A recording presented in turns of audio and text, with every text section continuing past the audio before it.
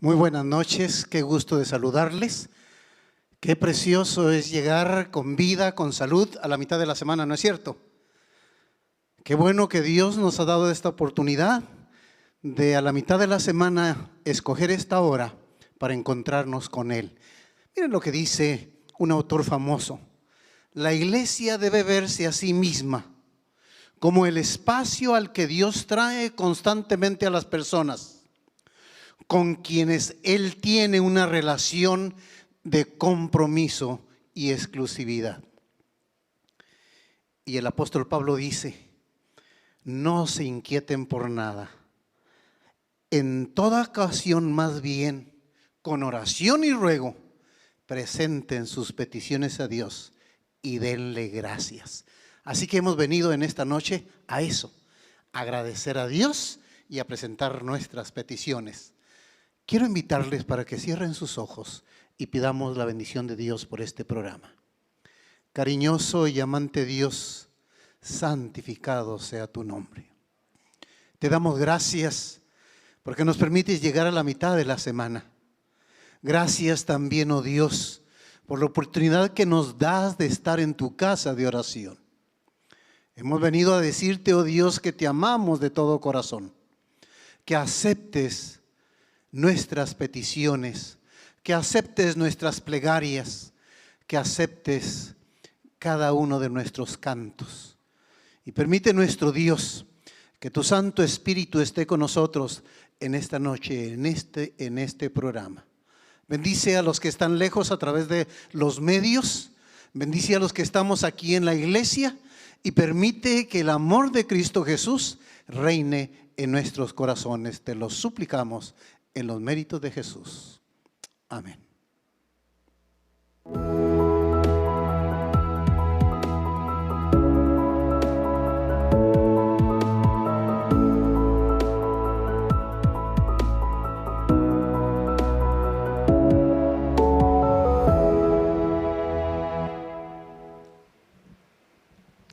Muy bien, y ahora es momento de que unamos nuestras voces en alabanza a nuestro Dios. Venimos a dar gracias a este día, pero también a dejar peticiones, pero no debemos olvidar que venimos a dejar también nuestro canto para nuestro Dios. Entonemos juntos desde sus hogares y a la congregación que se encuentra aquí el himno número 150, A Cristo doy mi canto.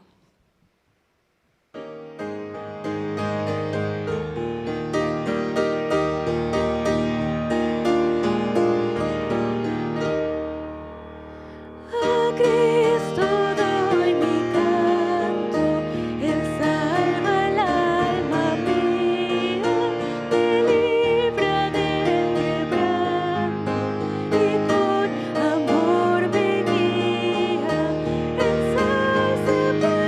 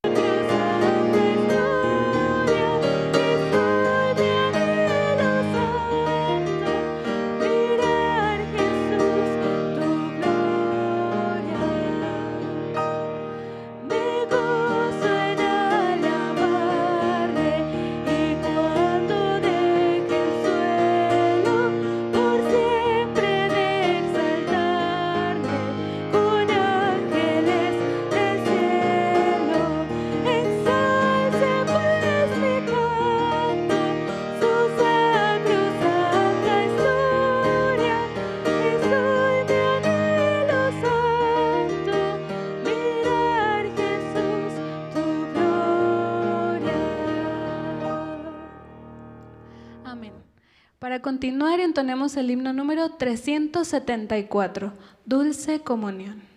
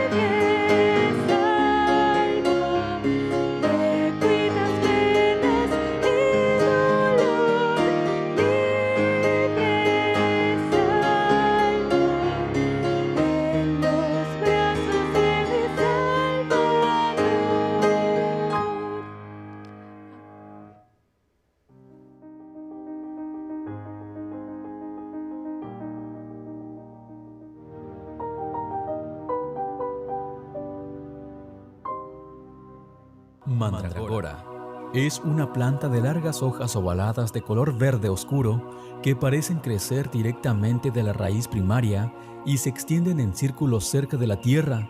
Produce un fruto de color rojizo amarillento y aproximadamente del tamaño de una ciruela, y su aroma es dulce y fresco como el de una manzana.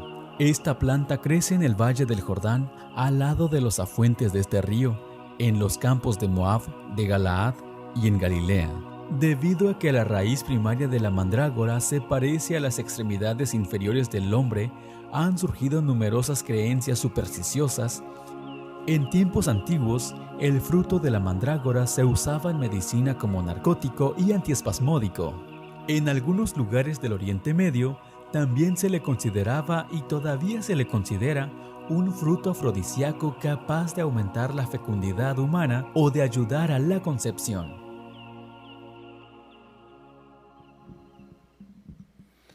Hermanos, un privilegio a media semana reunirnos.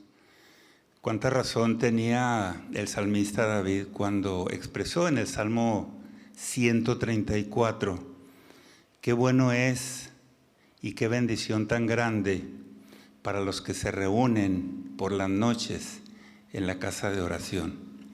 Es un privilegio que Dios nos da de renovar nuestra fuerza espiritual, nuestro vigor.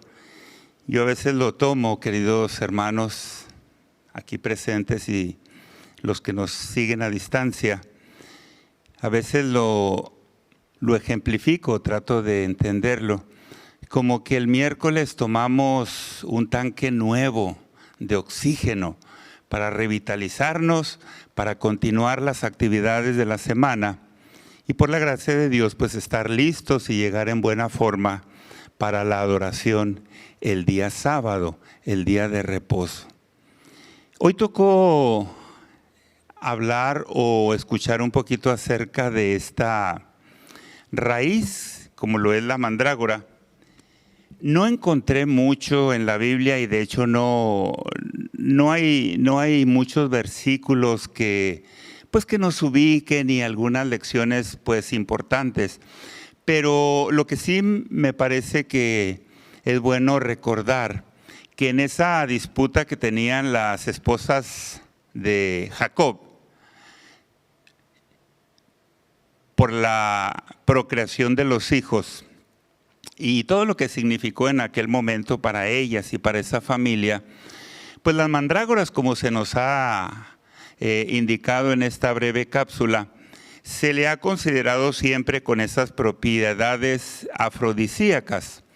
Hay otro lugar, y se menciona ahí en el capítulo 30 de Génesis, a partir del versículo 14, y por ahí muy breve.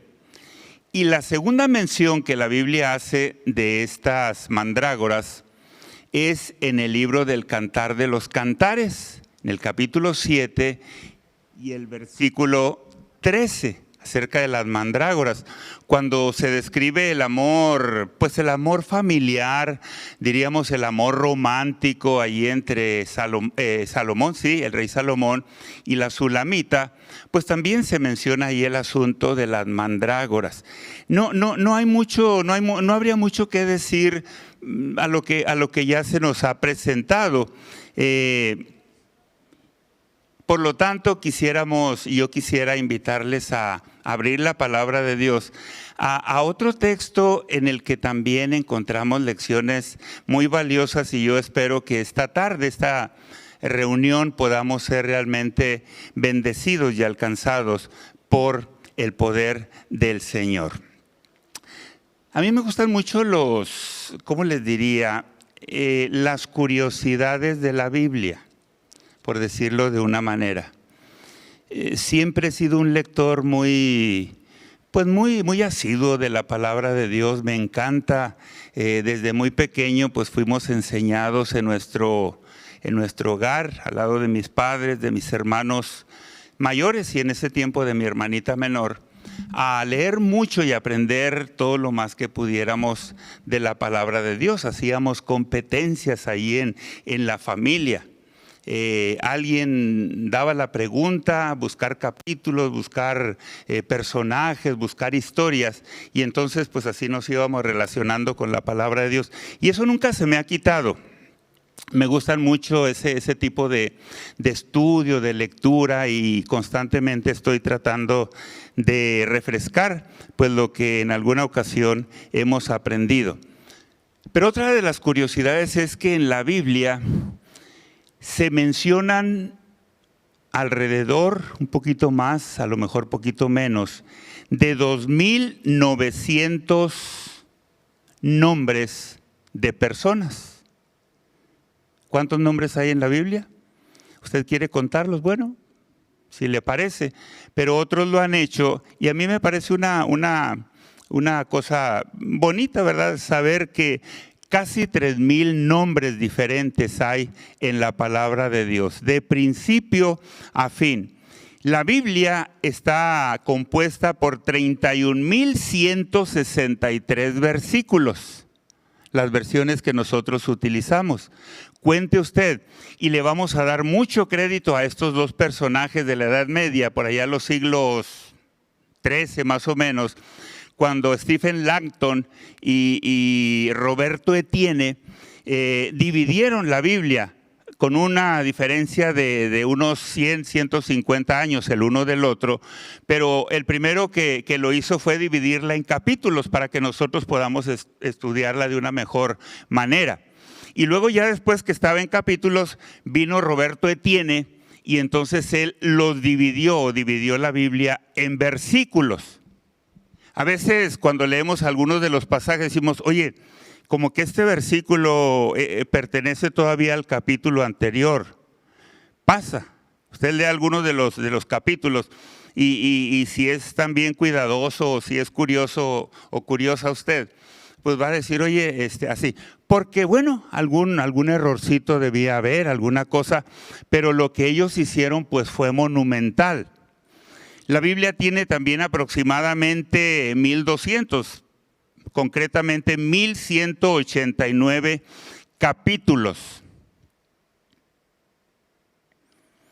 Y esta tarde, Yo quisiera invitarles a meditar en uno de esos nombres, que si bien es muy conocido, porque pues el nombre de él aparece como uno de los 66 libros de la Biblia.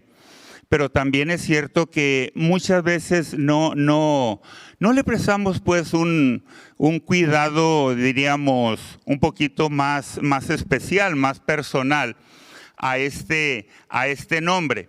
Romanos 15:4 dice que las cosas que se escribieron para nuestra enseñanza fueron escritas, a fin de que por la paciencia y la consolación de las Escrituras, nosotros tengamos esperanza. Y hablando de nombres de la Biblia, pues todos tenemos quizá nuestros favoritos. Si les preguntara en esta noche o nos preguntáramos todos, pues yo creo que en muchos de esos nombres de los héroes de la Biblia coincidimos. José, tiene que salir José. Tiene que salir Daniel, Pablo, Abraham, Pedro, Juan. Por supuesto, el nombre supremo, el nombre que es sobre todo nombre, pues nuestro Señor Jesucristo. Porque de hecho, en cada página de la Biblia, el Señor Jesucristo es soberano. En cada página de la Biblia, en cada historia, en cada relato.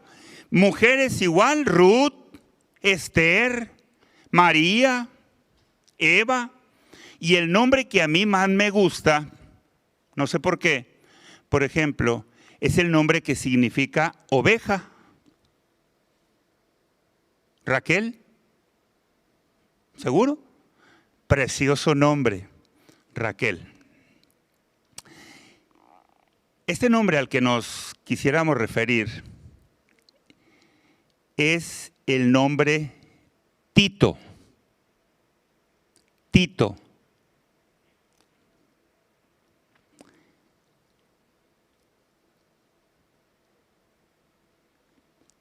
El apóstol Pablo, ya en los últimos días de su vida y de su trayectoria pastoral, escribió a dos de sus colaboradores, dos jóvenes pastores. De hecho, fueron a los últimos que el apóstol dedicó alguna consideración, en este caso, alguna carta personal. Y esos dos hombres fueron Timoteo y ¿quién? ¿Y quién? Para saber que están aquí. ¿Y quién? Y Tito. ¿Quién era Tito? Tito era un converso del apóstol, y les invito a ir a esa carta maravillosa, ¿verdad? Que pues contiene uno de los libros de los 66 del canon de las Escrituras. Tito, en el versículo número 4, dice lo siguiente: a Tito, verdadero hijo. Cuando uno se detiene así en los pasajes, en los versículos, con ganas de alimentarse, de meditar, de ubicarse hasta lo que podemos en el momento, en los tiempos cuando fueron escritas estas palabras y estos mensajes, pues nos llama mucho la atención algunas de estas cosas que son verdaderamente interesantes. Fíjese cómo el apóstol Pablo le llama a Tito. Tito, verdadero hijo. Tito acompañó al apóstol, y ese joven pastor, ese muchacho, llegó a ser un colega de confianza para el apóstol Pablo. Vamos a volver un ratito aquí al libro de Tito, a la carta a Tito. Pero me gustaría invitarlos, ustedes que traen la palabra de Dios y que la tienen ahí en su mano, y usted también que la puede tener ahí en casita o donde se encuentra, tráigala y busquemos algunos versículos. Gálatas 2, del 1 al 5. Para seguirle un poquito los pasos a Tito, quién era, qué hizo, por qué es tan importante, por qué el Espíritu de Dios tuvo a bien pues seleccionarlo a él y la carta que le escribió el gran apóstol para que estuviera allí como uno de los grandes escritos para nuestra enseñanza, para nuestra edificación. Gálatas en el capítulo 2, los versículos del 1 al 5. No sé si leamos todos los versículos, pero por lo menos para ubicarnos allí en esto. Dice, después, pasados 14 años, subí otra vez a Jerusalén con Bernabé, llevando también conmigo a Tito. Subí debido a una revelación y para no correr o haber corrido en vano, expuse en privado a los que tenían cierta reputación el evangelio que predico entre los gentiles. Pero ni aun Tito, que estaba conmigo, con todo y ser griego, fue obligado a circuncidarse. Interesante, ¿verdad? No nos desviaríamos por esa parte de la historia y de la enseñanza de la Biblia. Pero interesante, acompañó a Pablo cuando fue a Jerusalén a explicarles a los hermanos qué es lo que él andaba haciendo en la predicación, porque se había ido a los gentiles. Y entonces lo acompañó, dice Tito, pero curiosamente los hermanos allá no le exigieron a Tito que estuviera circuncidado. Así fue, lo dejamos hasta allí. Tito también acompañó a Pablo y fue una persona muy, muy importante en el trabajo pastoral. Segunda de Corintios 7, 6 y 7. Ahí un poquito atrasito de donde estamos. Segunda de Corintios, capítulo 7, versículos 6 y 7. Aquí está. Dice, pero Dios que consuela a los humildes, nos consoló con la venida de Tito. Y no solo con su venida, sino también con la consolación con que él había sido consolado en cuanto a vosotros, etcétera, etcétera. Yo lo resumo de esta manera. Tito era un buen mediador. Pablo tenía algunos entredichos con los hermanos de Corinto.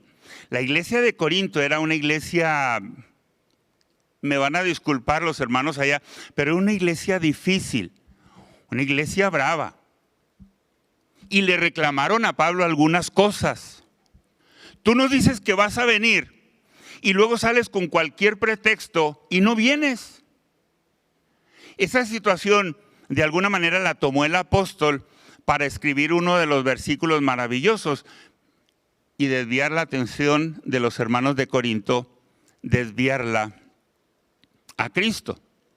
Dijo, en Cristo no hay ni sí ni no. Cristo es el sí.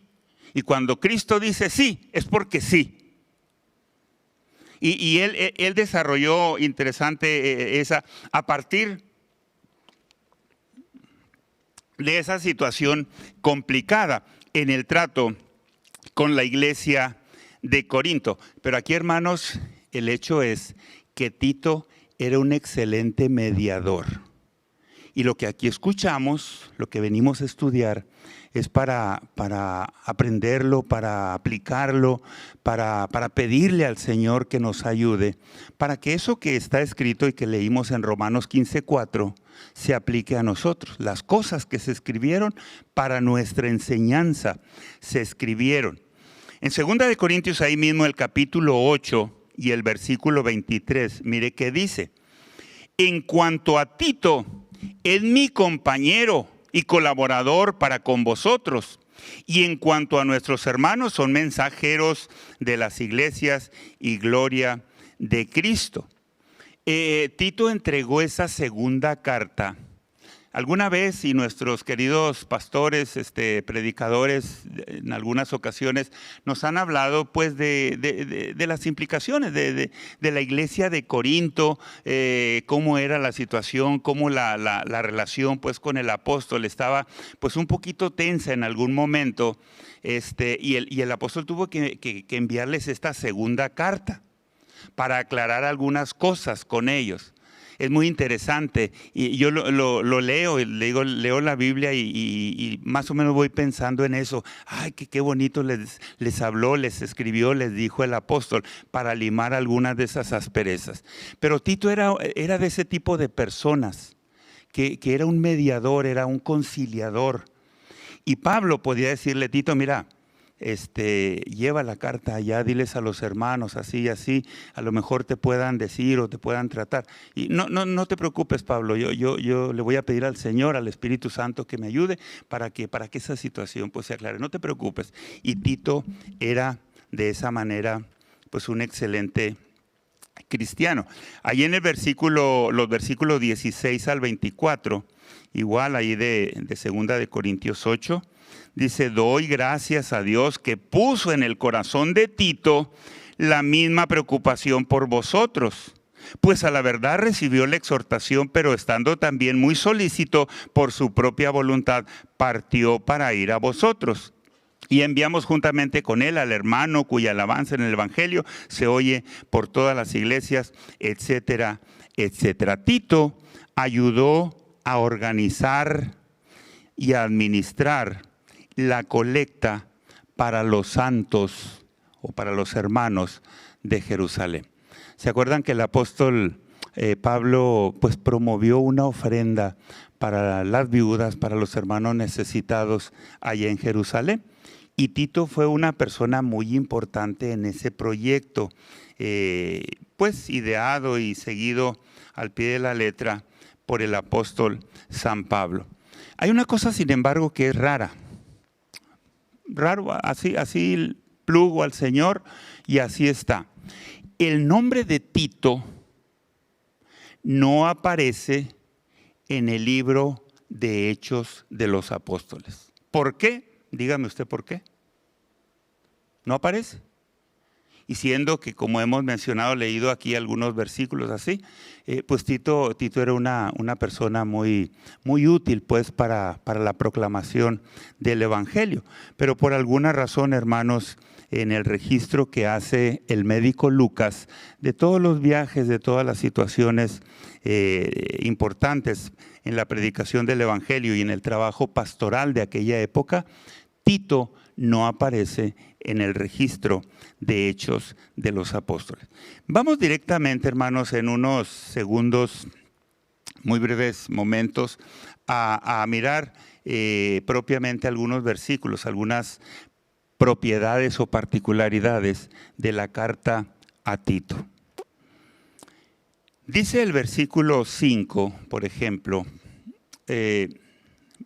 dice, por esta causa te dejé en Creta para que corrigieras lo deficiente y establecieras ancianos en cada ciudad, así como yo te mandé. Te dejé en Creta. De una vez menciono, el apóstol Pablo nunca estuvo en Creta, más que cuando iba ya como prisionero a Roma, o lo llevaban más bien, lo llevaban como prisionero a Roma. En algún momento que se acercaba el invierno, no sé si tengo aquí anotado el versículo, un poquito más adelante lo vemos, lo menciono de una vez, llegaron ahí a la isla de Creta, al puerto de Fenice, en Creta, y ahí pasaron y dijeron, pues aquí nos quedamos para pasar el invierno, los inviernos terribles en aquella parte del mundo y en aquella época. Cubría de hielo y era imposible que los barcos pudieran seguir su camino y tenían que pasar el invierno en alguna parte. Esa isla de Creta es una isla del Mediterráneo al sur del mar Egeo. La isla de Creta separa a Grecia y lo que es, pues Grecia es Europa. Y entonces está la isla de Creta y separa el Asia Menor de Europa. Así que ahí es el punto de división, de inflexión entre Europa y Asia. En Hechos 27:2, aquí está el versículo que les mencionaba, refiere la única vez que Pablo estuvo en Creta en su paso a Roma. Dice algunas otras cosas pues interesantes. Yo leí y he leído estos días que estaba meditando, pues en qué guiar su meditación en este miércoles, y leí varias veces la carta a Tito. Lo más rápido que la pude leer, pero pausadamente, palabra por palabra, me tomó 8 minutos. Así que yo le recomiendo, si usted me acepta esta palabra, en algún momento ahí en casita, en la quietud, donde usted se sienta para tener comunión con Dios en el estudio de la palabra de Dios, agarre, lea la carta a Tito, y yo sé que el Espíritu del Señor le va a impresionar, porque siempre lo hace así. Ilumina el Espíritu Santo que inspiró esa palabra, nos ilumina a nosotros para que podamos también tener lecciones importantes espirituales.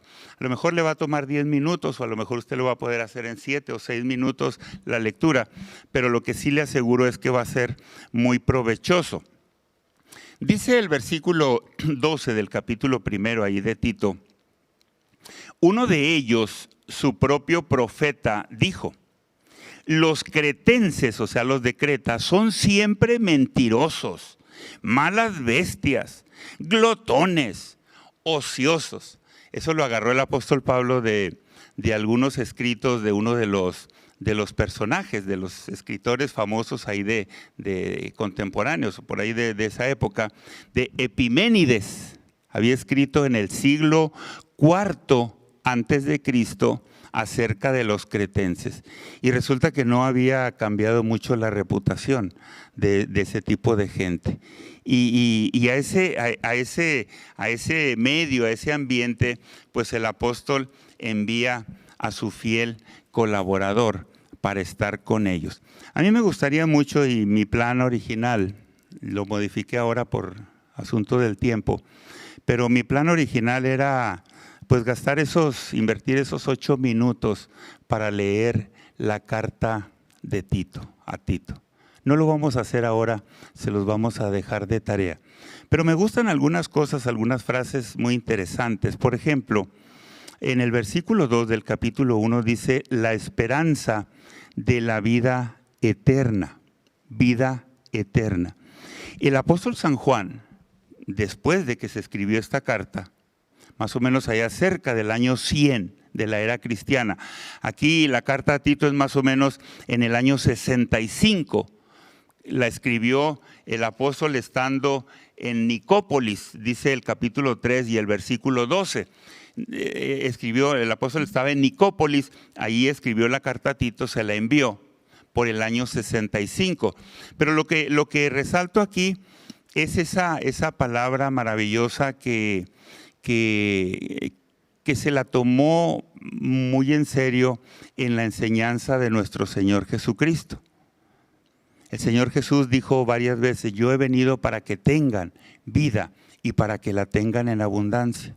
El que cree en mí, como dice la Escritura, no morirá, sino pasará de muerte a vida. Y esa palabra compuesta de vida eterna es muy interesante. Y aquí el apóstol Pablo hace uso de esa expresión vida eterna, por lo menos 2 o 3 veces, ahí en el capítulo 1, versículo 2, luego en el capítulo 3, el versículo 7, también está vida eterna. En el Evangelio de San Juan está como 16, 17 veces la palabra vida eterna. Y les digo, pues eso fue un poquito más adelante, o varios años más adelante, pero aquí el apóstol toma esa hermosa palabra. Hay muchas otras cosas.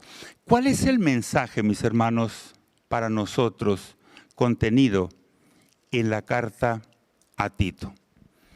Número 1, voy a mencionar 4 así muy breve, y usted pues tomará nota o las escuchará. Pablo da consejos para la elección de los líderes de la iglesia.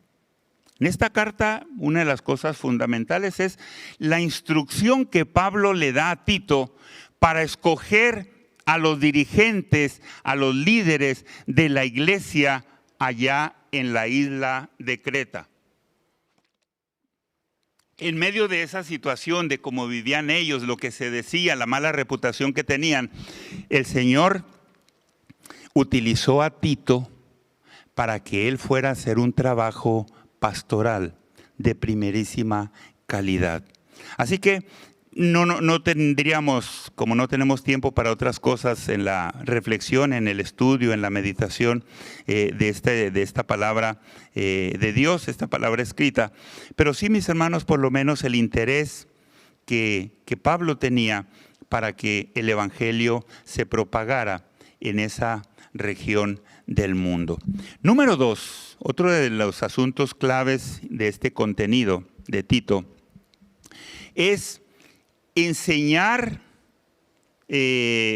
animar a ser fiel frente a las doctrinas y a las enseñanzas falsas que causan división. Eso es muy importante, hermanos, en toda época. Para nosotros lo fue, para ellos y lo será mientras el tiempo dure. Siempre va a haber esa tendencia, ya sea por la izquierda o por la derecha, para evadir el camino del centro en el cual el Señor nos ha invitado a caminar. No torzáis, ¿se acuerdan de ese versículo? Y no torzáis ni a la mano derecha ni a la mano izquierda. No mencionaríamos también quiénes son los de la derecha, quiénes son los de la izquierda. Pero mis hermanos, aquí está una indicación muy clara que el Señor da a través de su Espíritu Santo y de esta carta a su fiel colaborador, a través de Pablo y a Tito, para que él esté precavido contra las doctrinas falsas que causan división en la iglesia. Capítulo 2, capítulo 3 habla muy puntualmente de lo que Pablo estaba tratando de advertir. Yo puse como número 3, otra de las cosas características de esta carta es que proclama la bienaventurada esperanza. Y nos estamos refiriendo a la segunda venida de nuestro Señor Jesucristo. Ese versículo maravilloso, Tito 2:13. Aguardando la esperanza bienaventurada y la manifestación gloriosa de nuestro gran Dios y Señor Jesucristo. Eso debe ser motivo de nuestra reflexión, de nuestra preparación, día y noche, mis hermanos. Si el día tuviera 25 o 27 horas o más, todas las horas. Por lo menos tiene 24 horas, mis hermanos, de preparación, de meditación y de estar listos para ese portentoso acontecimiento. Y número 4, ¿cómo debe ser el comportamiento de los cristianos que esperamos al Señor? Permítame leer los últimos versículos que quiero leer en esta noche.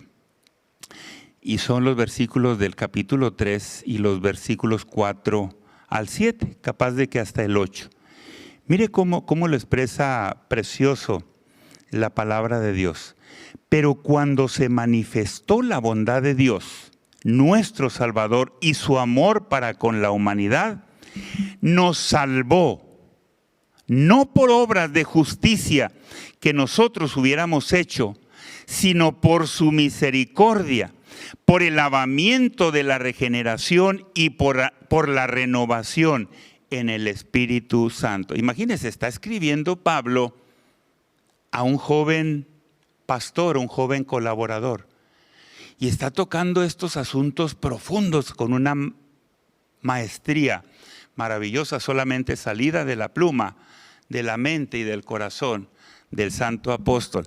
Y luego le dice en el versículo 6, el cual derramó en nosotros abundantemente por Jesucristo nuestro Salvador, para que justificados por su gracia, llegáramos a ser herederos conforme a la esperanza de la vida eterna.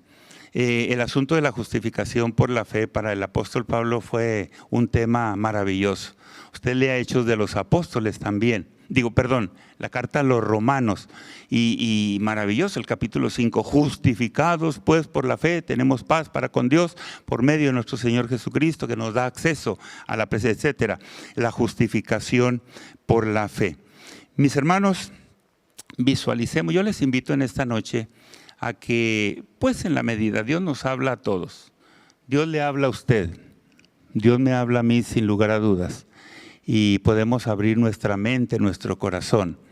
Visualicemos a estos dos gigantes del Evangelio, por decirlo de una manera, a Pablo y Tito, en ese compromiso de amor por la predicación del Evangelio, por instruir a la gente, por preservar a la iglesia de la contaminación, de las falsas doctrinas, de los problemas que abundan en el mundo, y ellos pues haciendo su parte para llamarnos y para que nos podamos permanecer fieles en el Señor, exhortándonos siempre para nuestra vida espiritual. Yo le hago una pregunta y con eso finalizamos en esta tarde nuestra reflexión. Y mi pregunta es, ¿cómo le ha hablado a usted el Señor en la meditación, por lo menos así breve, de esta preciosa carta escrita por el pastor excelente Pablo, exhortando a su fiel colaborador, a su joven pastor? ¿Nos ha hablado el Señor a nosotros también en esta noche? Que Dios nos bendiga para que podamos ser fieles, para que podamos estar apercibidos cada día para la venida del Señor y para que por su gracia podamos ayudar a otras personas a encontrar el camino y entregar su vida a los pies de Cristo Jesús. ¿Le parece? Que el Señor le bendiga.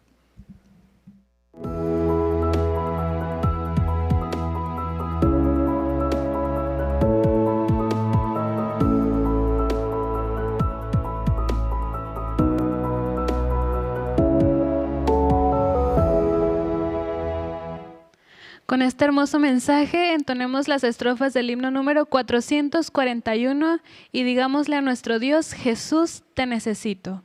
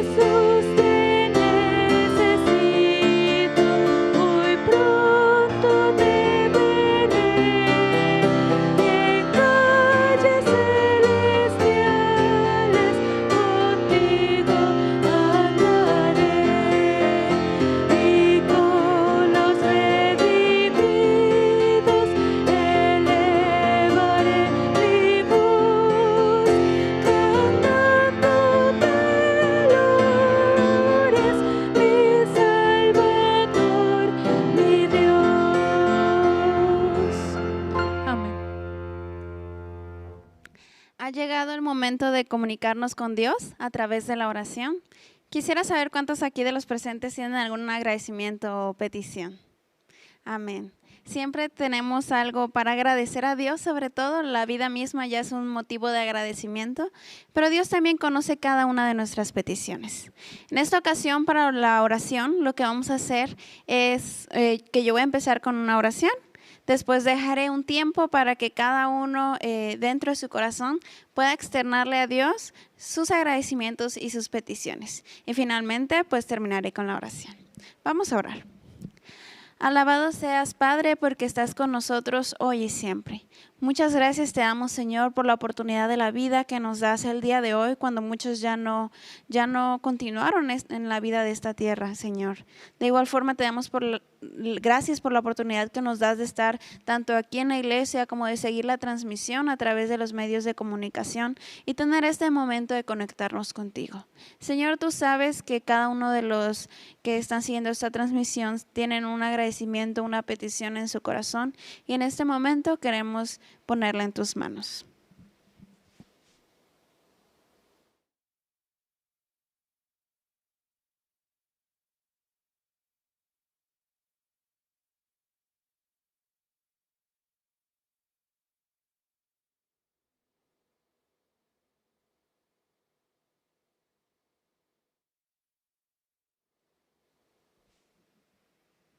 Señor, tú has escuchado cada uno de los agradecimientos y de las peticiones que tienen los hermanos de la iglesia, Señor. Te queremos encomendarla en tus manos y sobre todo que sean contestadas conforme a tu divina y sagrada voluntad, que sabemos que esa es la mejor.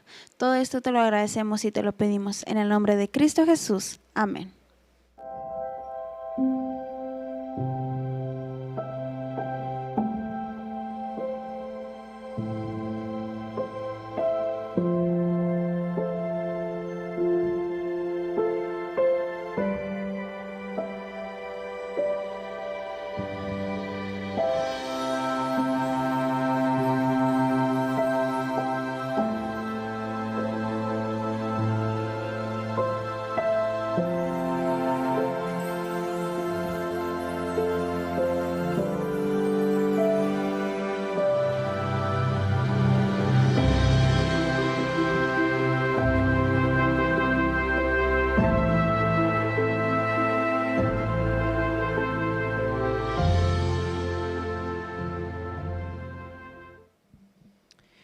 Hola, ¿qué tal? Un gusto saludarles a quienes están aquí de manera presencial y a quienes nos sintonizan de manera virtual también. Dios les bendiga. Un servidor a continuación va a contar un testimonio y voy a empezar recordando antes de llegar aquí a esta universidad. Recuerdo que hice una llamada a esta universidad y preguntando los precios del semestre. Entonces levanté el teléfono, me dijeron el precio del semestre y yo dije, me sorprendí. Y dije, ok, ¿eso es por todo el año? Y me dijeron, no, es solo un semestre. Ok, entonces ya incluye la alimentación, el dormitorio. No, es pura enseñanza. Y yo dije entonces, ok, gracias. Colgué y en mi razonamiento lógico, razonando de manera lógica, dije, es imposible que yo estudie en ese lugar. Pero viéndolos con los ojos de la fe, me doy cuenta que para lo que para mí era imposible, para Dios es posible, porque Dios obra por arriba de la lógica. Y me gustaría leerles un texto, que fue un texto que lo acuñé siempre que terminaba un semestre. El Señor hizo un milagro y yo pude entrar y terminar mi primer semestre y leí este texto de que se encuentra en Génesis 28:15. Dice, he aquí yo estoy contigo y te guardaré por donde quiera que fueres y volveré a traerte a esta tierra, porque no te dejaré hasta que haya hecho lo que te he dicho. Cada semestre yo recordaba este texto. Me iba de la universidad con la esperanza de regresar nuevamente. Empezaban las campañas de colportaje, venían los desafíos, pero yo me acordaba de este texto que decía, he aquí yo estoy contigo. Si me iba para Tijuana, el Señor estaba conmigo.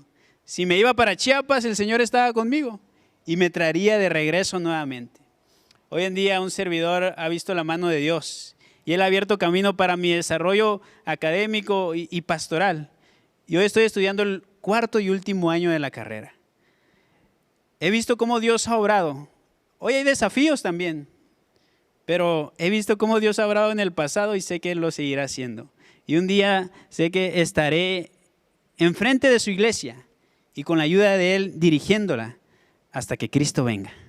Así que Dios está y ha estado conmigo. Y también lo está con cada uno de nosotros y los que nos miran por las plataformas virtuales también. Muchas gracias, que el Señor les bendiga. Muy buenas noches, muy buenas tardes. Estamos a 2 días de empezar la semana de oración. Queridos estudiantes, familia universitaria, este es el pastor Armando Miranda Galvez, Armando Miranda Jr. Y estoy muy contento de saludarlos una vez a través de este medio, invitarlos que empiecen a prepararse a leer el libro de Juan, el Evangelio según San Juan, en su Biblia, empezando el capítulo 1, que vamos a empezar el viernes. Que Dios esté con ustedes y nos vemos pronto. Espero que podamos caminar con Jesús y aprender nuevas cosas en ese camino. Dios los bendiga y estoy muy ansioso de estar con ustedes, al menos virtualmente, pero así lo haremos. Que Dios los bendiga. Saludos.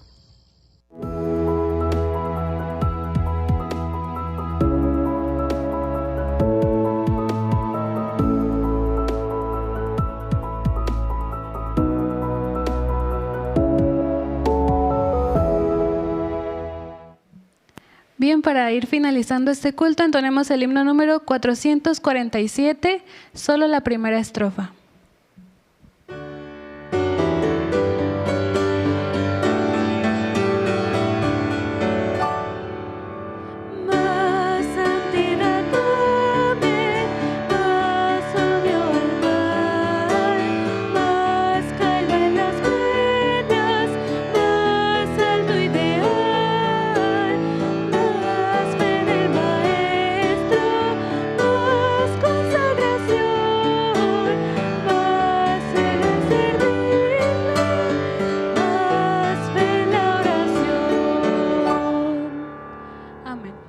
Oremos.